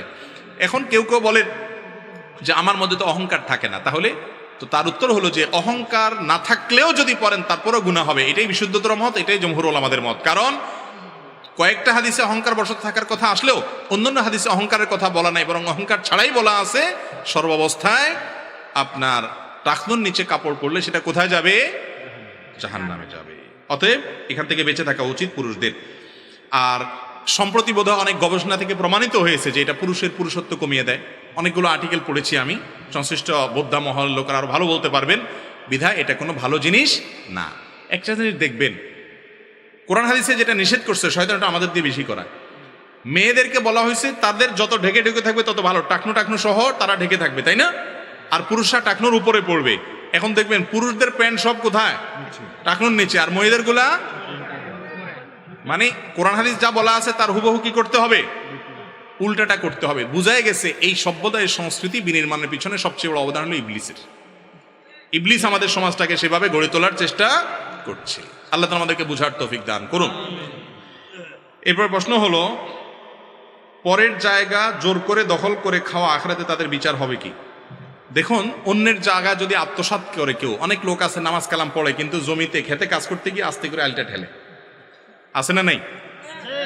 অন্যের জমি যদি কেউ আত্মসাৎ করে, নবী করিম সাল্লাল্লাহু আলাইহি ওয়াসাল্লামের বিভিন্ন হাদিস থেকে জানতে পারি আমরা, 1 বিঘত জমি যদি আত্মসাৎ করে, এই নবমণ্ডল ভূমণ্ডল, সাত্যবক নবমণ্ডল ভূমণ্ডল তার গলায় ঝুলিয়ে দেওয়া হবে, তাকে ধোসাতে থাকা হবে এগুলোর নিচে। অত্যন্ত ভয়াবহ বার্তা আসছে ভাই। আল্লাহ তাআলা আমাদেরকে বুঝার তৌফিক দান করুন। জমিন যাদের জন্য আত্মসাৎ করেন, এরা কি আপনার আমার সাথে এগুলাকে কেউ আমরা নিয়ে যেতে পারবো?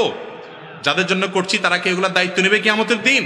ভোগ করবে যারা, তারা কেউ দায়িত্ব নেবে না, ভোগ করবেন আপনি। আপনার মতো নির্বোধ আর কে আছে? আল্লাহ তাআলা আমাদেরকে হারামের বিরুদ্ধে হালালের পথে চলার তৌফিক দান করুন। এরপরে প্রশ্ন হলো, অসহায় মানুষকে অত্যাচার করা কাদের কাজ? অসহায় মানুষকে অত্যাচার করে যারা, তারা তো জালিম, অত্যাচারকারী। আর একটা বিশেষ কথা আছে এখানে, সেটা হলো অসহায়দের উপরে যারা চড়াও হয়, আল্লাহ মাফ করুন, এটা জাহান্নামীদের মার্কা। কাদের মার্কা? নবী করিম সাল্লাল্লাহু আলাইহি ওয়াসাল্লাম বলেছেন, জান্নাতি লোকদের বৈশিষ্ট্য হলো কুল্লু দাইফিন মুতাদাইফ, যে লোকগুলো নিরীহ, দুর্বল, ভদ্র, তার উপরে সবাই চড়াও হয়। সে গায়ের জোর দেখায় না, জোর থাকলেও ভদ্র, নিচু থাকে, কথা আস্তে বলে, ভদ্রতা দেখায়। এগুলো জান্নাতি লোকের মার্কা। আর জাহান্নামী লোকের মার্কা চিনেন? উতুল্লিন জাওয়াজ, মুস্তাকবির, অহংকারী, দম্ভ ভরে চলে, মানুষকে দমায় রাখে, কাউকে পাত্তা দেয় না, মানুষ মনে করে না, হ্যাঁ, গোয়ার কিসিমের, তেড়া কিসিমের, এই স্বভাবগুলো জাহান্নামী লোকের। আল্লাহ তাআলা আমাদেরকে জান্নাতে লোকের মার্কা এবং বৈশিষ্ট্য অর্জন করার তৌফিক দান করুন। এই জন্য নিরীহ দুর্বল মানুষের উপরে চড়াও হওয়া এটা জাহান্নামী লোকের লক্ষণ এবং খারাপ লক্ষণ। এটা যদি আপনার মধ্যে থাকে, নিজেকে ভৎসনা করেন এবং চরিত্রকে পরিবর্তন করার চেষ্টা করেন। এরপরে প্রশ্ন হলো, একজন মুমিনের জন্য কাপড় পরিধান করার নিয়ম কি? কাপড় পরিধান করার ক্ষেত্রে একটা সুন্নাহ আছে যেটা আমরা বেশিরভাগ লোক খেয়ালই করি না, সেটা হলো ডান হাত আগে দেওয়া। শার্ট বা জামা পাঞ্জাবি যেটাই পরেন, আগে কোন হাত ডুববে? জুতা পরার ক্ষেত্রে ডান পা। আমরা মনে করি ছোট কাজ, এটা আবার এমন কি জিনিস? ওই যে বললাম, লা তাহকিরান্না মিনাল মারুফি শাইআ, কোনো ছোট কাজ, কোনো ভালো কাজকে ছোট মনে করা যাবে। কিয়ামতের ময়দানে যখন দেখবেন একটা ছোট আমলের জন্য ধরা খেয়ে গেছেন, তখন বুঝবেন এটার মূল্য কত বেশি। বিধায় জামা কাপড়ের সময়, পড়ার সময় এই সুন্নাহটা করবেন। আর হলো বিসমিল্লাহ বলবেন, বিসমিল্লাহ বলে ডান হাত দিয়ে শুরু করবেন। এবং আরেকটা দোয়াও আছে, হ্যাঁ, সে দোয়া পড়বেন। বিশেষ করে নতুন জামা পরার একটা দোয়া আছে, সাধারণ জামা পরার একটা দোয়া আছে। আলহামদুলিল্লাহিল্লাযী কাসানি হাদা মিন গায়রি হাওলিন মিন্নি ওয়ালা কুওয়া। আল্লাহর প্রশংসা করছি যিনি এই পোশাক আমাকে পরার তৌফিক দিয়েছেন, আমার কোনো সক্ষমতা ছাড়া, আমার কোনো নিজস্ব কোনো আপনার সামর্থ্য ছাড়াই আল্লাহ তাআলা আমাকে তৌফিক দিয়েছেন। সামর্থ্য ছাড়া বলতে আমি আমার যতই পাওয়ার থাকুক আল্লাহ তৌফিক না দিলে হতো না, আল্লাহ তৌফিক দিয়েছেন, সেজন্য আল্লাহ শুকরিয়া আদায় করা। আরো দোয়া আছে। এরপরের প্রশ্ন হলো, হিন্দু লোকের সাথে ব্যবসা করা যাবে কিনা, হিন্দু লোকের কাছ থেকে সাহায্য নেওয়া যাবে কিনা? দুইটার উত্তর হলো হ্যাঁ বাচক। অর্থাৎ হিন্দু লোকের সাথে ব্যবসাও করা যাবে, তার থেকে সাহায্য নেওয়াও যাবে, তাকে সাহায্য করাও যাবে।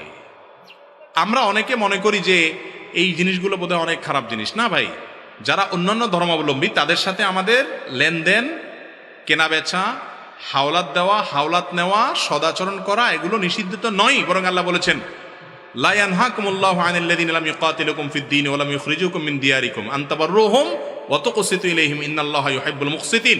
যে সমস্ত অমুসলিমরা তোমাদেরকে দেশ থেকে বের করে দেয় নাই, তোমাদের উপরে জুলুম চাপায়া দেয় নাই, তোমাদের সাথে সহাবস্থান করছে, তোমাদের সাথে পাশাপাশি অবস্থান করছে শান্তিপূর্ণভাবে, তাদের প্রতি তোমরা সদাচরণ করতে আল্লাহ নিষেধ করেন না, বরং আল্লাহ তাআলা সদাচরণকারীকে, ন্যায়নিষ্ঠ আচরণকারীকে আল্লাহ বরং ভালোবাসেন।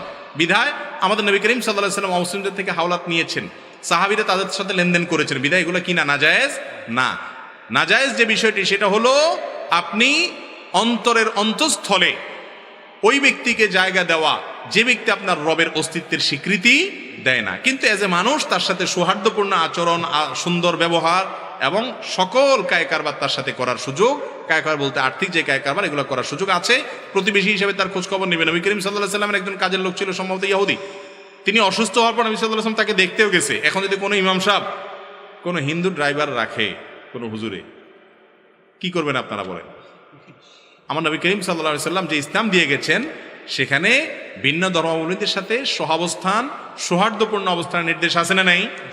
আছে। আমরা সেটাকে মনে করি অনেক খারাপ কাজ, আর তার চাইতে খারাপ কাজ যেটা জিগরি দুস বানায় থাকা, সেটা করে বসে থাকি আমরা। আল্লাহ আমাদের বোঝার তৌফিক দান করুন। আমাদের সমাজে প্রায় দেখা যায় রমজান মাসে মুরব্বীরা সারাদিন রোজা রেখে ইফতারের পর সিগারেট খায় এবং পরবর্তীতে রোজাগুলো রাখে। তাদের রোজাগুলো কি হচ্ছে ইসলামের শরীয়ত মোতাবেক জানতে চাই। এটা কি শুধু মুরব্বীরা করে? আপনাদের নরসিংদীর শুধু মুরব্বীরা করে? তাহলে এই মুরব্বীদের খোঁচাটা মারার যুক্তিটা কি? দেখেন, হয়তো যিনি দেখছেন তার বাপ চাচাকেও একজন করে, এই জন্য খোঁচাটা ওইভাবে মারছে বেচারা। এগুলো তো প্রশ্ন না, এক একটা আলপিন আর কি। আমার হাতে আলপিন ধরা দিয়েছেন, হুজুর আপনি এর এক খোঁচা দেন, এর এক খোঁচা দেন, আল্লাহ মাফ করুক। দেখেন, মুরব্বী হোক আর যুবক হোক, যেই হোক না কেন, রমজানের রোজা আমরা কেন রাখি বলেন তো? উদ্দেশ্য কি? আরে ভাই, এটা তো ফাইনাল উদ্দেশ্য, প্রাইমারি উদ্দেশ্য বলেন, প্রাথমিক উদ্দেশ্য বলেন। একটা মুখস্থটা বলে দিলেন আর কি। ভাই দেখেন, যে কোনো ইবাদতের একটা আছে ফাইনাল টার্গেট, একটা আছে প্রাইমারি টার্গেট। আমরা ওযু করি কেন? পবিত্রতা অর্জন করে, হয় নামাজ পড়বো, না কোরআন তেলাওয়াত করবো, না তওয়াফ করবো, ঠিক না? এর ফাইনাল টার্গেট হলো আল্লাহর সন্তুষ্টি। তো রমজানের রোজারও একটা প্রাইমারি টার্গেট আছে, একটা ফাইনাল টার্গেট আছে, একটা প্রাথমিক উদ্দেশ্য আছে, একটা চূড়ান্ত লক্ষ্য আছে। রোজার প্রাথমিক লক্ষ্য জানেন না 90-95% রোজাদার। রোজার প্রাথমিক উদ্দেশ্য আল্লাহ কোরআনে বলেছেন, কুতিবা আলাইকুমুস সিয়াম কামা কুতিবা আলাল্লাযিনা মিন ক্বাবলিকুম লাআল্লাকুম তাত্তাকুন। তোমাদের উপরে সিয়াম ফরজ করা হয়েছে, তোমাদের পূর্ববর্তীদের উপরে ফরজ করা হয়েছে যেন তোমরা মুত্তাকি হতে পারো। তাহলে রোজার উদ্দেশ্য কি হওয়া? মুত্তাকি কাকে বলে? যার অন্তরে আল্লাহর ভয়ে, আল্লাহর আদেশ নিষেধের প্রতি আজমত এবং বড়ত্বের কারণে হারাম থেকে বেঁচে থাকার চেতনা যার অন্তরে আছে, এরে বলে কি? মুত্তাকি। রমজানের রোজার উদ্দেশ্যই হলো যাতে করে আমাদের ভিতরে আল্লাহর ভয়ে হারাম ছাড়ার চেতনা তৈরি হয়। কেউ রমজান মাসে রোজা রাখলো, কিন্তু তার ভিতরে আল্লাহর নিষিদ্ধ কাজ না করার যে চেতনা, এটা তার মধ্যে তৈরি হলো না, এটা সে নাথিং মনে করে, হারাম কাজ সে তার আগের মতোই করে, তাহলে এই ব্যক্তির রোজার প্রাথমিক উদ্দেশ্য সফল হলো না। আর প্রাথমিক উদ্দেশ্য যদি কোনো ইবাদতে সফল না হয়, চূড়ান্ত উদ্দেশ্য সফল হবে না। এই জন্য রমজানে রোজা রেখে যদি আপনি বিড়ি সিগারেট খান, খারাপ কাজ করেন, শুধু বিড়ি সিগারেট কেন, অনেক ঘুষখোর আছে, আমি শুনছি যে ড্রয়ার খুলা ওই ঘুষ দাতাকে বলে, ভাই এখানে রেখে দেন, রোজা আসি তো ইফতারের পরে নেব। বুঝতে পারছেন? ড্রয়ার খুলে দেয় অফিসের, বলে ভাই রোজা আসি তো এখানে রাখি দেন আপনি, আমি ইফতারের পরে ধরবো। এখন রোজা রেখে ধরবো না, তাহলে রোজা নষ্ট হয়ে যাবে, হুজুর বলছে। বুঝতে পারছেন কথা? তো এই টাইপের তাকওয়া যদি হয়, আপনি দিন ধরে রোজা রাখলেন, সন্ধ্যার পরে আপনি রেলগাড়ির ধোয়ার মতো আপনি একটার পর একটা ছাড়তে থাকলেন বিড়ি সিগারেট খায়া। ভাইরা আমার, তাহলে আপনার রোজার উদ্দেশ্য হাসিল হয় নাই। অন্তত কমায়া কমায়া আস্তে আস্তে নিজে ভালোর দিকে আসতে হবে। আল্লাহ আমাকে আপনাকে সবাইকে রমজানের রোজার যে উদ্দেশ্য আছে সে উদ্দেশ্য পূরণ করে রোজা রাখার তৌফিক দান করুন। জাযাকুমুল্লাহ খাইর।